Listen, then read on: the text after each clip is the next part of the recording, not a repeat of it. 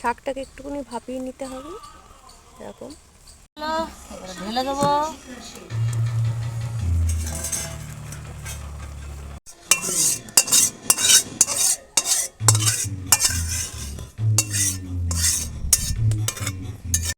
জিরে,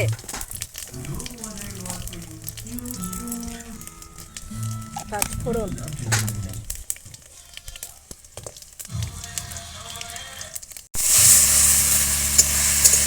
মাঠের শাক বলে সিদ্ধ করতে হচ্ছে, নাহলে বাজারে যেগুলো বিক্রি হয় সেগুলো সিদ্ধ করতে হয় না, ডাইরেক্ট ভেজে নিলেই হয়ে যায়।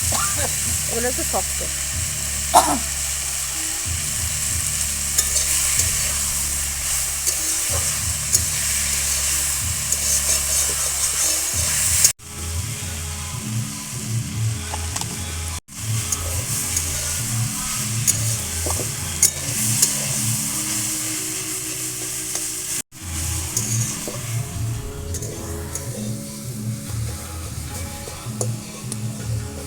কেরম ফুল হয়েছে, কত সুন্দর হয়ে গেছে আমাদের স্বাদের কলমি শাক ভাজা। আর এদিকে আমার মায়ের হাতে দেওয়া বড়ি।